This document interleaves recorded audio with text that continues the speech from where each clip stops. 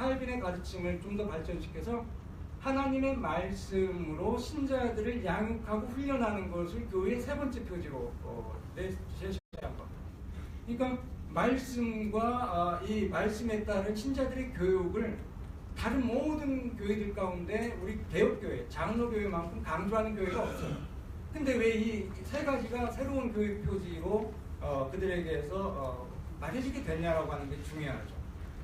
무엇보다도 하나님의 말씀을, 복음을 목사가 선포할 때 보이지 않는 말씀이신 그 말씀과 함께 하나님의 아들 예수 그리스도가 그곳에 임재하신다고 봤어요. 그러니까 하나님의 말씀을 설교한다라고 할 때 그 말씀에 따른 그 목사의 설교는 하나님의 말씀 그 자체다. 이게 이제 제2 스위스 신앙 고백에서는 그렇게까지 고백을 합니다. 그러니까 하나님 말씀 성경과 목사의 설교를 하나님 말씀으로 이제 동일하다고까지 여겼던 거예요. 이의를 제기하시는 분들도 계시겠지만은 우리 개혁교회 초기 신앙 고백은 그랬습니다. 말씀을 통해서 예수 그리스도가 이곳에 함께 하신다. 그리고 이곳에서 주가 되신다. 교황이 아니라, 인간 교황이 아니라 말씀이 주가 되신다라고 하는 그런 권위를 그렇게 내세운 겁니다. 두 번째, 성만찬. 보이지 않는 말씀과 함께 보이는 말씀, 눈에 보이는 말씀이에요. 예수 그리스도의 살과 피, 떡과 포도주가 이곳에 있으므로 어거스틴이 말하기를 눈에 보이는 말씀이다 이렇게 하는 거예요. 그래서 보이지 않는 말씀을 귀로 듣고 눈에 보이는 말씀을 먹고 마시고 그럼으로써 온전히 예수 그리스도를 몸으로, 입으로, 오감으로 섭취하게 되는 겁니다. 그럼으로써 설교와 성만찬을 통해서 예수 그리스도가 우리 교회의 주가 되신 유일하신 주, 인간이 아니라 교황이 아니라 어떤 감독이 아니라 살아계신 예수 그리스도가 주가 되게 하는 거죠. 세 번째, 말씀에 따른 훈련을 통해서 신자들이 교회 안에서 질서 있게 하나님께 영광을 돌리는 그런 삶을 살아감으로써 교회가 하나님의 영광을 돌리는 그런 질서 있는 공동체가 되어서 정말 이 지구상에서 좀 하나님의 나라가 완성될 때까지 그러한 빛과 소금의 역할을 감당할 수 있겠다라고 하는 차원에서 세 가지 표지를 이야기한 거죠. 예, 결국 교회의 주요한 표지, 순수한 말씀 선포, 성례전의 정당한 집행, 그리고 성도의 훈련, 이 세 가지가 교회의 교회다운 표지라고 말씀하셨는데, 그리고 교회는 이런 방향으로 개혁되고 늘 새로워져야 되는데 누가 이것을 할 수 있습니까? 네, 누가 하겠습니까?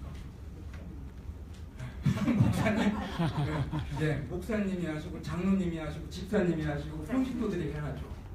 근데 우리 개혁자들, 특히 칼빈 같은 우리의 개혁자가 말씀하시기를 교회 개혁의 주체는 인간이 아니라 하나님이시다.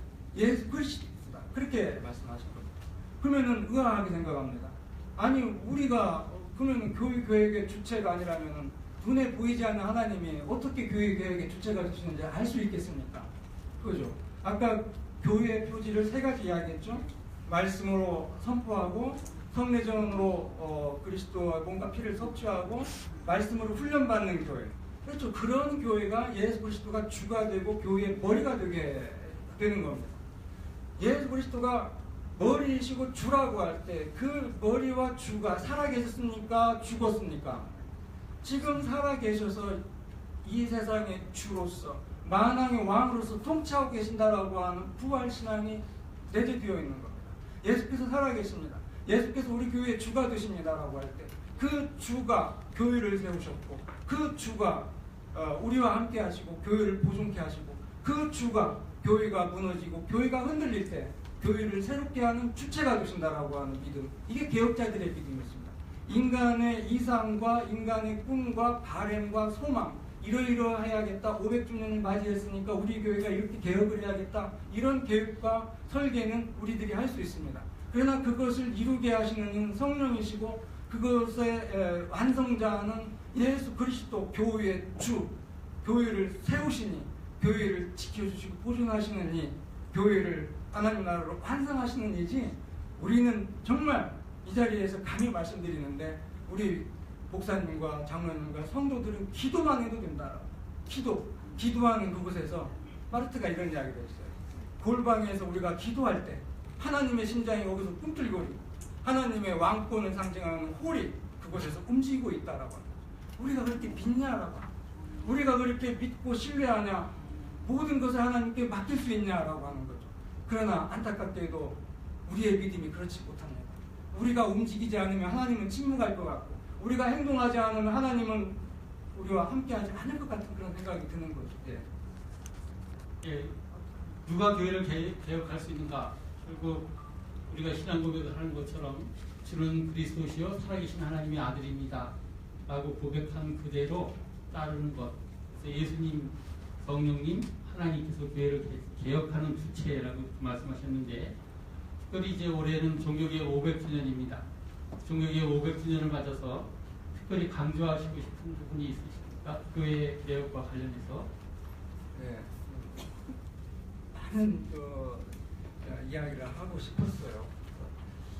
이제 주제 이걸 집필하면서 제 마지막 제 4장이 하나님 말씀에 따라 항상 개혁하는 교회다라고 하는 이제 제목을 달았는데, 여기에서 핵심적으로 하려고 하는 두 가지 중에 이제 그 마지막이 성만찬에 대한 문제예요. 이 소위 우리가 이제 그 사도신경을 고백하고 아까 말씀드린 그 니케아 신조를 우리가 신앙으로 고백한다라고 했죠. 교회가 무엇이냐라고 할 때 니케아 신조나 사도신조가 다 같이 공교회를 이야기하고 있어요. 하나의 거룩하고 보편적인 교회, 예, 하나의 연합적인 어떤 전 세계 교회가 하나의 교회다라고 하는 거예요. 그리스도가 유일한 머리예요. 그러니까 그리스도가 머리이고 모든 지체들이 한 몸을 이루고 있는 거예요. 우리는 한 형제예요, 진짜. 우리는 예수께서 우리를 부르셔서 교회를 이루게 하셨을 때 하나님의 부르심에 응답하고 모인 무리가 에클레시아. 그러니까 헬라 라틴어로 교회를 의미하는 가장 중요한 그 단어가 에클레시아. 여러분들 다 아실 겁니다. 그렇기 때문에 이 에클레시아라고 하는 용어는 굉장히 포괄적인 모든 민족과 모든 인종과 성과 계급과 남녀노소 빈부격차를 초월해서 모든 자들이 하나의 교회를 이루었다라고 하는 연대적인 그런 의미가 굉장히 강하죠. 그 자체로 그래서 코이노니아라고 하는 걸 내포하고 있는 겁니다. 우리가 사도신경을 신앙 고백할 때에도 거룩한 교회와 성도의 교제를 믿습니다라고 하는 그런 신앙 고백을 해요. 정말 이 성도의 교제가 어떤 교제가 되어야 할까라고 하는 거죠. 오늘 우리 한국교회가 어떤 지경에 처해 있습니까? 앞으로 10년 채 안 돼가지고 이번에 이제 이 주제 그 선교에 대한 그 주제를 집필한 분도 그런 이야기를 했는데, 우리 기장교회 성도 수가 이제 앞으로 얼마 안 있으면 10만 내외로 떨어진다라고까지 그런 예측 전망도 나오고 있습니다. 우리 기장만의 문제가 아니라 한국교회가 반타작 절반, 지금 700만 800만 이야기하는데 300만 정도로 급격하게 줄어들 것이다라고 비관적인 전망을 합니다. 지금 한국교회가 안고 있는 문제 얼마나 심각합니까? 교회마다 격차가 있고 엄청난 차이가 있습니다. 부자 교회가 있고 가난한 교회가 있고 큰 교회가 있고 적은 교회가 있고 새빵 교회가 있고 사골제 교회가 있고 수백억짜리 교회가 있고, 목회자들도 서로 정말 생계가 힘든 그런 목회자들, 동역자들이 있습니다. 이게 현실입니다. 그러나 이 성만찬 공동체는 이 공교회라고 하는 것은 그 모든 것을 다 깨트리는 거예요. 모든 장벽을 넘어뛰고 인종의 차별과 성의 차별과 신분의 차별을 넘어서 하나님께서는 불러서 하나가 되게 하셨는데, 왜 우리 현실에서는 이 모든 것이 갈라지고 짜개지고 찢어지고 서로 싸우고 그러냐라고 하는 거죠. 이런 현실에서 우리가 정말 예수 그리스도의 찢겨진 살과 피, 이걸 마시고 먹으면서 예수가 나의 주다라고 고백한다면 우리 안에 모든 갈라지고 찢겨지고 격차와 차별 이런 것들을 눈뜨고 그냥 볼 수 있겠냐라고 하는 거죠. 500주년이라고 하는 것은 단순하게 기념하고 지나가면 끝나는 게 아니에요. 500년 뒤에 또 있어요. 우리가 어떻게 기다리겠습니까? 500년을 기다렸는데, 근데 500년 기다려보니까 이 교회가 부참하게 지금 깨질 것 같아요. 그러니까 지금 이때는 하나님의 카이로스라고 보는 겁니다. 우리가 이 500주년을 그냥 허수로 보내면 안 돼요. 뭔가 해야 해요. 뭔가 우리가 연대하고 뭔가 우리가 정말 우리 걸 내놓고 뭔가 희생하고 헌신하지 않으면 한국교회 필요 없다라고 하는 거죠. 네, 감사합니다. 우리 출애굽기 16장이나 사도행전 2장에 있는 것처럼 하나님의 영광을 위하여 함께 나누고 공유하고 또 필요한 만큼 서로 나누는 그곳에서 교회 개혁의 의미를 말씀하셨습니다. 이제는 제가 공격하는 입장이 아니라 공격받는 입장이 되겠습니다. 우리 정인준 박사가 이제 독일에서 구약학을 전공하시고 지금 수도교회에서 담임 목사로 지금 수고하고 계시고 저희 연구소에는 연구위원으로 아주 큰 기여를 하십니다. 그래서 집필자로 제가 이제 보시고 또 여러 또 프로젝트를 또 맡겨요. 근데 정말 우리 정현진 박사 글을 읽으면은 정말 그냥 단순하게 어떤 그 학자로서가 아니라 목회자로서 하나하나의 글들이 너무나 진솔하고 감동적이에요. 그래서 오늘 이렇게 제가 이제 같이 한 자리에 앉아가지고 우리 정 박사님께 질문하고 또 대답을 들을 수 있게 돼서 개인적으로도 아주 기쁨을 여기고 있습니다. 우리 이제 정 박사님이 요시야 왕, 구약의 요시야 왕을 중심으로 이렇게 종교개혁을 이렇게 살펴봤습니다.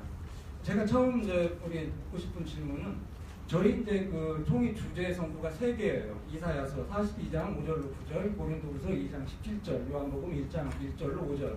이 세 본문인데 각각 이 성구를 채택한 그 배경이 무엇인지를 짧게 좀 설명해 주시면 좋겠다. 이제 질문합니다.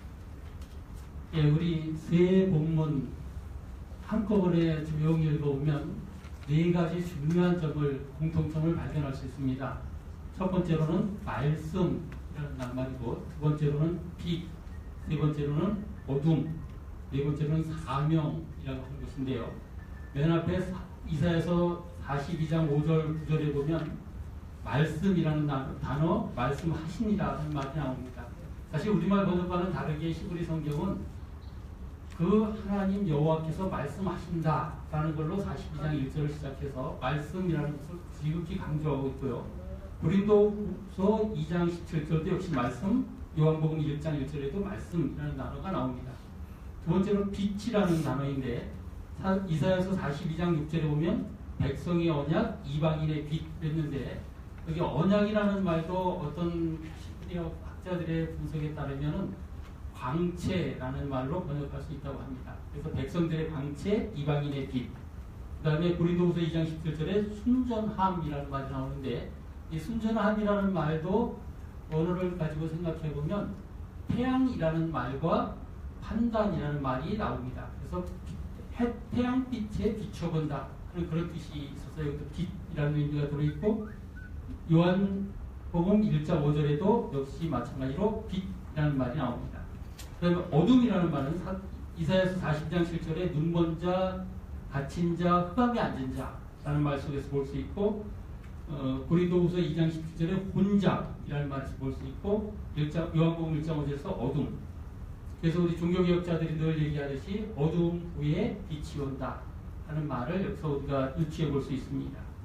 그리고 네 번째로 사명.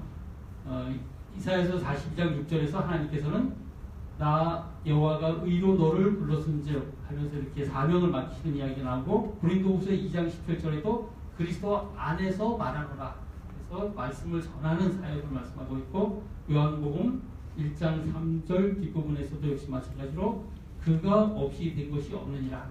하나님 없이 된 것은 아무것도 없다고 하는 이 사실을 전파하는 것이 교회의 사명이라는 점에서 이 4가지 말씀, 빛, 어둠, 사명 이 4가지의 중요한 공통점을 세 본문이 가지고 있습니다. 감사합니다. 제가 이제 이 요시야 왕의 종교개혁 운동 중심으로라고 하는 이 주제를 해설을 읽으면서 제가 그 요시야 왕과 루터를 비교한 그 내용이 좀 나옵니다. 제가 이제 칼빈을 좀 공부하면서 그 느꼈던 것이 칼빈을 파고들면 들수록 칼빈이라고 하는 이 개혁자가 사도 바울을 너무 많이 닮은 거예요. 칼빈의 삶 자체가 정말 바울의 그 헌신적인 그리스도를 위해서 모든 것을 내던졌던 어떤 그런 삶을 거의 비슷한 삶을 살았던 겁니다. 근데 이제 이 정 박사님이 이 글을 쓰면서 루터가 요시야 왕을 가장 많이 닮았다. 그러니까 그런 어떤 그 멘트를 여기다 해서 한번 묻고 싶습니다. 어떤 점이 4가지 점을 생각해 볼 수 있는데요. 첫 번째로는 두 사람의 시대가 멀리 떨어져 있지만 시대 상황이 비슷했다. 두 번째로는 말씀을 대하는 태도가 비슷했다. 세 번째로는 여러 가지 어려움 속에서도 흔들림 없이 개혁을 추진하는 점이 비슷했다.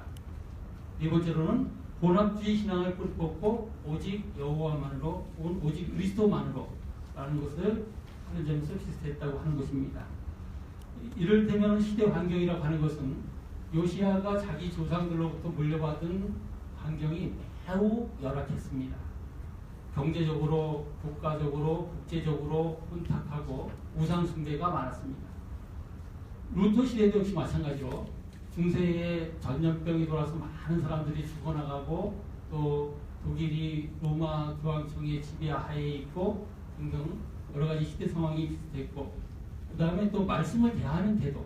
요시야의 종교개혁은 말씀을 발견함으로써 강력하게 추진됐는데, 이 루터도 역시 마찬가지로 오직 말씀으로만 이라고 하는 점에서 성경을 번역하는 등 비슷했고, 또 이 두 사람이 다 오랫동안 쌓여있는, 요즘식으로 말하면 적폐가 쌓여있는 그런 상황에서 여러 가지 저항과 위험이 있었지만 끝까지 밀고 나갔다가는 추진력, 그리고 본합주의 신앙을 반대하고 오직 그리스도만, 그리스도 이외에 다른 어떤 것에도 영광을 돌리지 않으려고 했다고 하는 점에서 비슷하다고 하겠습니다.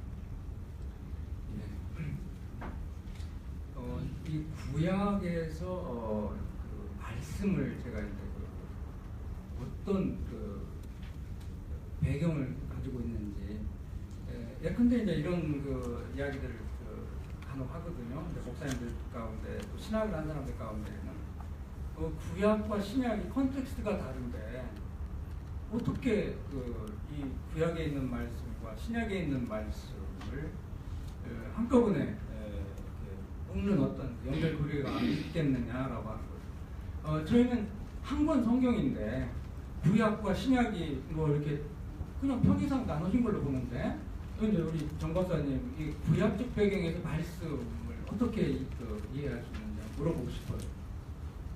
우리 주어진 본문에 따라서 해석을 시작하자면, 일단 요한복음과 이사야서가 동시에 하나님은 창조하시는 분, 창조주 하나님이라고 말씀하고 있고, 또 그분은 이전의 창조와 아울러서 새 창조를 하시는 분이라고 이렇게 말씀하고 있습니다.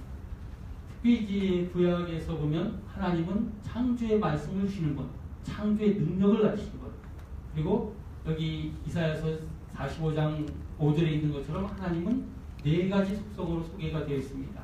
첫 번째로 하늘을 창조하시고 펴신 분, 땅과 그 소산을 주신 분, 두 번째로 땅 위의 백성에게 호흡을 주신 분, 네 번째로 땅에 행하는 자들에게 영을 주시는 분. 이 네 가지 점을 우리 예수 그리스도께 사신 일과 비추어 본다면 하나도 차이가 없습니다. 성경적으로 보자면 구약 성경이 신약에 인용된 횟수를 가장 적게 아주 엄격하게 적용하면 약 2,000곳이 인용이 됐고, 폭넓게 그 의미와 단어까지도 보자면 약 12,000번이 인용이 되었습니다. 그렇기 때문에 구약과 신약은 시대와 배경을 다르게 하지만 사실은 같은 하나님의 말씀이라고 이렇게 생각이 됩니다. 제가 한 가지만 덧붙이면, 저도 그렇고 가끔 그런 반성을 하는데, 저도 하루에 성경을 3장밖에 못 읽고 성경에 관한 책을 더 많이 읽습니다. 그런데 제가 중국 학교에 있는 신학생들을 한번 가르치러 가보니까 이 사람들은 신학책이나 성경 해석책이 별로 없어서 그런지 성경만 아주 지독하게 읽어요. 그래서 성경에 대해서는 아주 그냥 탁탁탁 튀어나오고, 정말 그래서 이 아프리카나 이 새로운 신흥 기독교 국가에서 왜 이렇게 초대교회에 일어난 것 같은 기적, 구약시대에 일어난 것 같은 기적이 많은가 생각해 봤더니 성경에 관한 해설이 아니라 성경 그 자체를 만나는, 그래서 그러다 보니까 성경에서 만났던 기적이 성경을 만나는 이 사람들에게 일어나고 있다는 것입니다. 같은 맥락에서 한 번 더 좀 짚어주셨으면 하고 다시 질문드리는데, 이 구약에서 지금 말씀하신 이 말씀이 예수 그리스도와 어떤 그런 관계 속에서 설명이 될 수 있는지 좀 더 풀어서 설교하듯이 좀 조금 말씀해 주시죠. 예수 그리스도는 살아계신 분. 그리고 요한복음 1장에 따르면 창세 전부터 우리와 함께 계신 분입니다. 예수 그리스도는 우리의 영혼 속에 살아계실 뿐만이 아니라 우리의 생활 속에 그리고 우리의 손과 발 안에 살아계신 분입니다. 우리가 이 예수 그리스도를 입술에만 살아계신 분, 생각 속에만 살아계신 분, 신학 이름 속에 살아계신 분 이렇게 만나게 되면은 자꾸 정서적으로 메말라지고 신앙적으로 교리적으로 이렇게 딱딱해지고 경직된다고 할까요? 그런데 성경은 구약에서부터 시작해서 하나님께서 인간을 사랑하신다. 어떤 경우에도 인간을 버리거나 떠나지 아니하신다. 비록 사람들이 보기에는 저 사람은 하나님의 버림을 받아 마땅한 정도의 사람으로 보인다 할지라도 하나님은 그 사람조차도 버리지 않고 떠나지도 않으신다고 하는 것이 성경의 주요한 흐름입니다. 하나님은 구원하시는 하나님, 용서하시는 하나님, 해방하시는 하나님이라고 하는 것이죠. 이것이 바로 예수 그리스도께서 하신 일과 하나도 다를 바가 없어요. 구약에 나와 있는 하나님의 구원 역사는 예수 그리스도를 통해서 완성됐다 하는 것이 성경에 나와 있는 분명한 사실이고 우리가 믿는 확신이죠. 아멘. 52쪽 좀 가서 좀 질문을 제가 여기서 던지고 싶은 것은 헝가리 개혁교회가 올해가 종교개혁 400주년을 헝가리 교회 창립 400주년을 기념한 것 같아요. 그래서 많은 우리 기장의 목사님들이 장로님들도 같이 가서 참여하고 축하하고 그랬던 것 같은데 이 헝가리 개혁교회가 모든 세계 개혁교회 중에 제일 처음 종교개혁 500주년 기념 행사를 개최했습니다. 그러니까 헝가리 개혁교회 400주년과 우리 종교개혁 500주년 기념 총회를 한 거죠. 그때 헝가리 개혁교회가 채택한 성구가 우리가 지금 중심 본문으로 삼은 고린도 후서 2장 17절입니다. 이 주제 성구가 이 500주년, 종교개혁 500주년과 관련해서 헝가리 개혁교회가 왜 이 본문을 택했을까? 그리고 또 우리 교단이 왜 이 성구를 채택했는지에 대해서 이번에 조금 길게 해주세요. 감사합니다. 헝가리 개혁교회가 이 고린도후서 2장 17절을 이 주제 성구로 선택한 것은 아주 탁월한 선택이었다고 저는 생각합니다. 이 고린도후서 2장 17절 우리가 수많은 사람들처럼 하나님의 말씀을 혼잡하게 하지 아니하고 곧 순전함으로 하나님께 받은 것 같이 하나님 앞에서와 그리스도 안에서 말하노라 그렇게 했는데 그래서 우리가 주목할 부분이 첫 번째로 혼잡하게 하다, 두 번째로 순전함으로, 세 번째로 하나님께 받은 것, 세 번째로 하나님 앞에서, 네 번째로 그리스도 예수 안에서 라고 하는 이 부분입니다. 첫 번째로 혼잡하게 한다는 말은 장사하는 것과 관련이 있습니다. 그래서 장사꾼들이 부당 이익을 취하기 위해서 제대로 되지 않은 물건을 겉만 그럴듯하게 해서 비싸게 파는 것, 이런 것들과 관련이 되어 있고, 또 다른 한편으로서는 그리스의 철학자들 중에 소피스트라는 사람들이 있습니다. 나쁘게 표현하면 말장난꾼들인데요. 이 말장난하는 것으로서 먹고 사는, 그래서 그걸로 벌어먹고 사는 이런 것을 가리켜서 혼잡하다 이렇게 표현을 했고, 순전함이라고 하는 것은 아까 제가 잠깐 말씀드렸습니다만은 태양빛에 비춰봐서 아무 흠이 없다 그런 것이거든요. 아주 밝은 때. 그래서 우리가 성도로서 또 정직자로서 목사로서 장로로서 하는 모든 일들은 밝은 태양 아래 누가 보고 누가 들어도 꾸러미 없는 이런 것이 되어야 된다고 하는 그것이 순전함이라는 말의 의미죠. 그래서 이것이 혼잡과 순전함 속에서 나타나는 것은 결국은 말씀을 받은 자의 긍지, 자부심이 나타나 있습니다.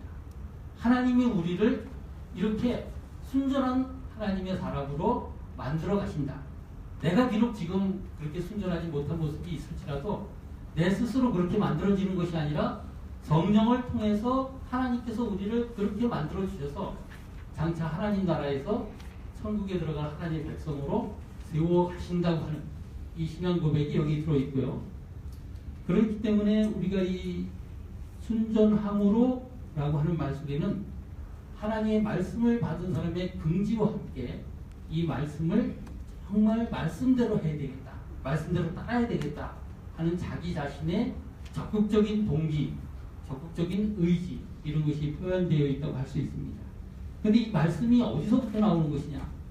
인간의 지혜도 아니고 인간이 말장난하는 것도 아니고 또 인간이 자기 이익에 따라서 말을 왔다 갔다 바꾸는 것도 아니고 여기 있는 것처럼 하나님께 받은 것, 그리고 그 말씀을 전할 때에는 하나님 앞에서 하는 것 같이.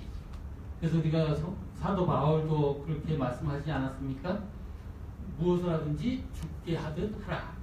그리고 세 번째로는 그리스도 안에서 말하노라 한 것처럼 우리가 교회 안에서 또 교회 밖에서 어느 곳에 있든지 그리스도 안에서 있는 것처럼 말할 때 그때 우리의 순전함이 드러난다고 하는 것이고요. 이런 점에서 우리가 이 고린도후서 2장 17절의 말씀을 우리 총회도 주제 본문으로 선택한 것은 매우 탁월한 말씀이고 이 속에 들어있는 이 5가지 부분, 혼잡함, 순전함, 하나님께로부터, 하나님 앞에서, 그리스도 안에서, 이 5가지 부분을 계속 묵상해야 될 필요가 있다. 1년 내내 묵상할 필요가 있다. 이렇게 생각합니다. 네, 감사합니다. 이 고린도후서 2장 17절에 있는 말씀을 헝가리 개혁교회가 주제 본문으로 선택했다라고 하는 소식을 연초에 듣고 이거다. 이 본문이 종교국 500주년을 기념하는 우리 교단의 주제 선고로 삼아야겠다. 제가 이제 생각을 하고 이렇게 했었습니다. 왜 그런 생각을 했었냐면은 바로 이 순전하게 복음을 선포한다라고 하는 이 말씀의 의미가 바로 개혁자들이 갖고 있던 그 정신이에요. 그래서 복음을 순수하게 선포한다라고 하는, 인간의 말로 왜곡시키고 혼합시키지 않고 있는 그대로 하나님 말씀만 전하겠다라고 하는 그 개혁자들의 그 의지가 이 고린도후서에서 이렇게 또 읽어낼 수 있겠더라고요. 예, 54쪽 보니까 좀 의미심장하게 우리가 한번 생각해볼 그런 글이 있었습니다. 요시야는 오직 레위인 출신 제사장만이 예배를 집례하게 했다. 그리고 레위인과 제사장들에게 생계를 보장해 주어 예배 의식에 전념할 수 있겠다. 제가 이제 앞부분 제 글에도 이제 그 말을 조금 했습니다만은 시간이 없어서 그냥 생략하고 말씀을 못 드렸어요. 그래서 여기서 같이 질문하고 섞어서 그 질문 드리려고 합니다. 칼빈이 제네바 교회를 목회할 때 그가 망명을 했거나 의국에 들어와서 정처 없이 떠드는 그런 사람들. 그래서 정확하게 절반 50%를 가난한 자들에 대한 구제비로 떼놨습니다. 그러니까 모든 부분에 있어서 이 교회의 예산과 재정은 하나님의 것이다라고 하는 그런 철저한 생각을 그들은 갖고 있었던 겁니다. 그래서 제네바 교회가 칼빈이 목회하면서 집사직을 세워서 그 재정을 관리하고 가난한 자들을 도와주는 그 역할을 하게 한 것이죠. 근데 이제 우리 정 박사님이 이 글을 이렇게 쓰셨을 때 아마 그런 생각을 하셨을 것 같아요. 우리 동료들 어떤 우리 교회 현장의 모습들을 보면서 아마 하실 말씀이 많이 있을 것 같아요. 요시야 왕 시대는 종교가 혼합주의였다고 제가 말씀드렸습니다. 그래서 부정한 성관계도 종교 의식으로까지 승화시켜가면서 인간으로서 도저히 할 수 없는 그런 남녀관계나 성관계, 남남관계도 종교의식으로 승화까지 시켜가면서 혼합시켰고, 또 종교의식을 집행하고 말씀을 전하는 사람들도 아무나 할 수 있게 이렇게 되어 있는 상태였는데, 이때 요시야는 오직 레위인만이 성경의 전통에 따라서 레위인만이 말씀을 전파하고 그 예배를 집례할 수 있게 하는 한편, 레위인들이 원래 다른 이스라엘의 11지파와는 다르게 재산을 가지고 있지 않기 때문에 생계가 곤란했습니다. 그래서 레위인 중에도 자기 스스로 레위인의 직업을 버리고 세속적인 직업에 종사하는 사람들이 생겼어요. 이런 것을 보고 요시야 왕이 이건 아니다. 그래서 레위인들의 생계를 보장해 주면서 레위인들이 예배에만 전념하고 하나님께만 전념할 수 있도록 이렇게 배려를 했던 것이죠. 오늘날의 우리 시대에도 보면 여러 가지 현상 중에 하나가 목회자가 목회자답지 않다, 성도가 성도답지 않다 하는 이런 말들을 많이 듣습니다. 여러분들은 어떻게 생각하시는지 모르지만 저는 우리 사회에서 들려오는 교회에 대한 비관적인 이야기나 아니면 비판적인 이야기들은 다 교회를 사랑하기 때문에 하는 이야기라고 생각합니다. 순전한 교회, 그리스도의 정신, 성경의 정신이 살아있는 교회를 바라는 아우성이 교회에 대한 탄식과 비판으로 들리는 것이지 결코 이것이 비관적인 이야기만은 아니라고 생각합니다. 우리가 기독교 2000년의 역사를 보건대 선교가 쉬웠던 적도 없었고 교회가 쉬웠던 적도 한 번도 없습니다. 다만 우리나라만 60년대, 70년대 이렇게 거치면서 선교가 쉬웠고 전도가 쉬웠고 십자가만 세우면 도시에 있는 교회들은 사람들이 몰려왔습니다. 이런 너무나도 쉬운 세계 역사에서 찾아보기 어려운 그런 쉬운 시대를 거쳤기 때문에 지금의 우리가 너무나도 당황스럽고 어렵고 힘들게만 느끼지만 지금과 같이 이 어려운 것이 기독교 2000년 역사에서는 매우 정상적인 것입니다. 우리가 이 매우 정상적인 기독교 역사에서 이 정상적인 시대를 정상적인 것으로 받아들이고 그 속에서 그리스도의 영광을 또 교회를 키워나가야 되는데 어떻게 할 수 있을까? 그것은 결국은 말씀으로 돌아가서 성경에서 보여주는 모범을 따라서 우리가 오늘날에도 비록 힘들지만 그것을 지켜나가는 길이라고 생각합니다. 그래서 목사님들 가운데도 이렇게 그 목회자 자신이 정말 백성의 광채로 이방인의 빛으로 하나님께 부름을 받았다 하는 소명의식을 스스로 매일같이 되새기고 또 장로님이나 성도들도 우리의 목사님은 하나님을 섬기는 분이다.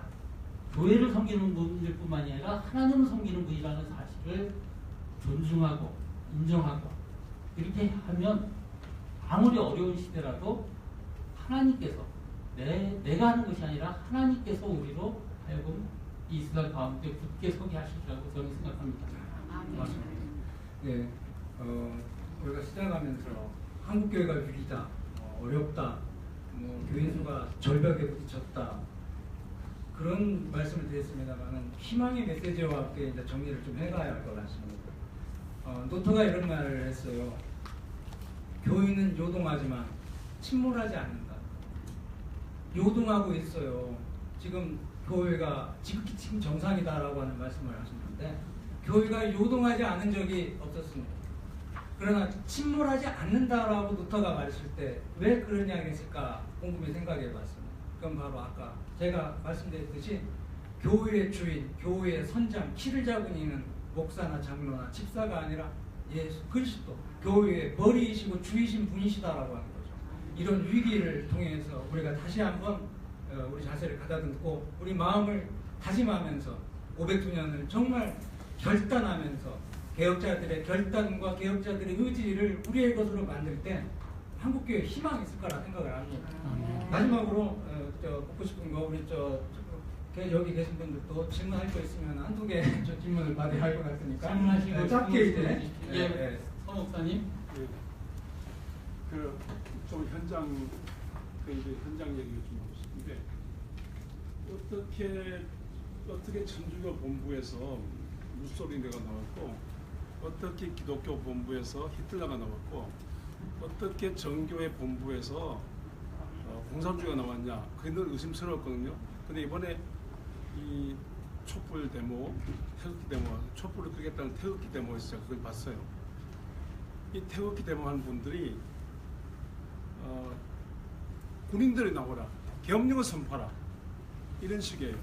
그러니까 독일 복음 교회 상황에서 히틀러가 나오라 그런 상황이에요. 그러니까 히틀러 같은 사람이 나와야 이게 촛불이 마귀들을 이거 몰아치고 이렇게 나라를 새롭게 할 수 있다 이러거든요. 근데 그것이 기장 안에도 있고 많고 촛불 데모에 태극기 데모에 약 80%는 교인이라고 생각합니다.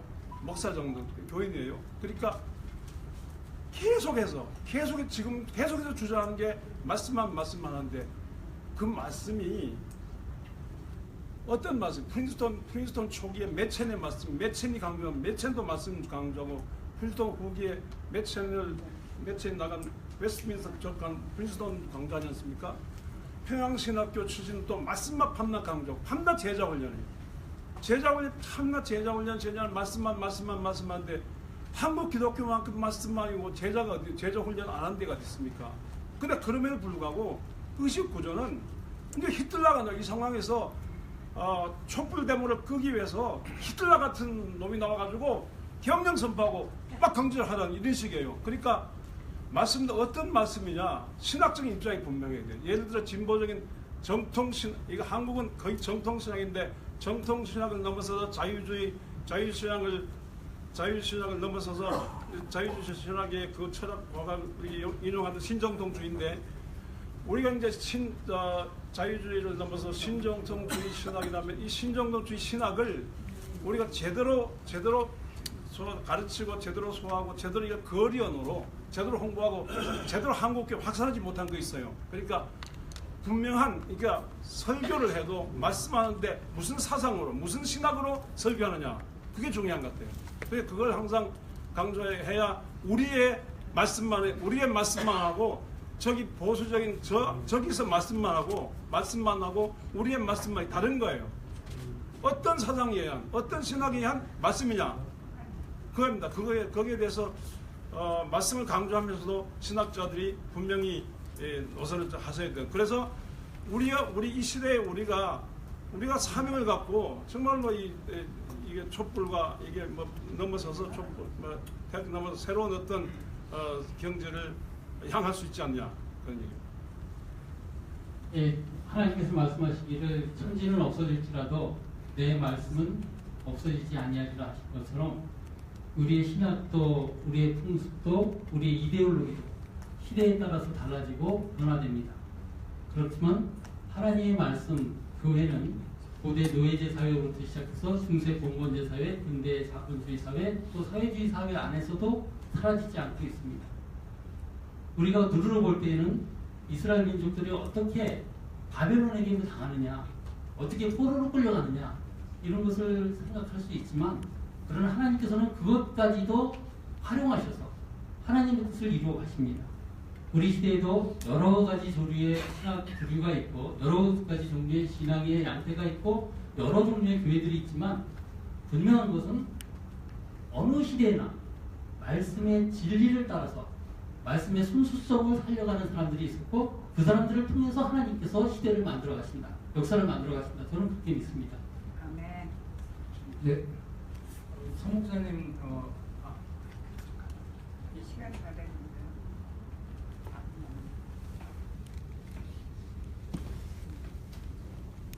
보건동교회 이변환 장로입니다.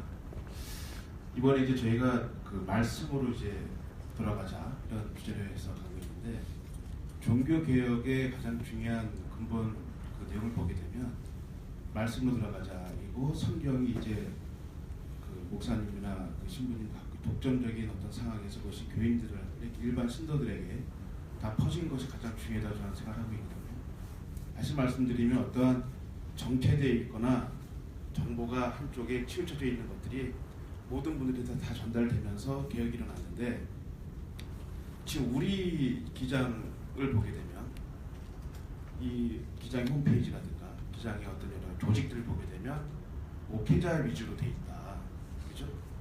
목회자들이 권위를 다 가지고 있다라고 저 생각하고 있습니다. 이거를 다 오픈하지 않게 되면, 지금 인터넷 시대고 많은 소통이 굉장히 중요하고 원활한 흐름이 돼야 되는데, 그 흐름에 대한 자연현상을 거부를 하고 정보를 차단하고 어떠한 권한을 갖게 된다면 발전할 수가 없다고 생각합니다. 종교개혁 시대 때에 성경을 교인들한테, 일반 성도들한테 다 제공한 것처럼 여기 어떤 조직이라든가 여러 가지 문제점들을 성도들한테도 오픈하고 어떤 관리란 이런 것들도 서로 공유한다면 더 좋게 된다고 생각이 드는데, 저는 오늘 이런 말씀 좀 듣고 싶었거든요. 오늘 지금 말씀 내용들은 일반 저희가 설교 시간이라 많이 듣고 있는데, 예를 들어서 오늘 지금 저희가 3박 4일에 지금 이 워크숍을 하고 있어요. 총회를. 이게 과연 만든 것인가?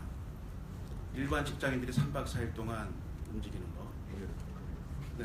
또 시무식을 1월 2일 날 첫날 월요일 아침 10시에 노예를 한다든가 이런 것들은 직장을 가지고 있는 장로라든가 이런 분들은 참여하지 말라는 뜻이거든요. 왜 오해하지 못하는가? 이런 것들에 대한 과감한 개혁 변화가 있어야지만 개혁이 될 수가 있고 많은 분들이 참여하면서 보유가 될 수 있는데 아직까지도 우리는 과거 20년, 60년 전의 전통을 그대로 이어받고 있으면서 개혁을 말하고 있다. 그건 저 아니라고 생각하는데 어떻게 생각하십니까? 저희가 답변하기는 적절하지 않은 것 같고요. 스텝이 의견을 아니 그게 아니라 이제 목사님으로서 네. 요시아 시대 때든지부터 이 종교 개혁이라든지 목숨을 걸고 누가 그런 것을 했기 때문에 되는 건데 우리는 남이 해주는 걸 기다리고 있는 거거든요. 이건 아니다. 예, 지금 뭐저 약속된 시간은 뭐 이렇게 다 준 것 같습니다.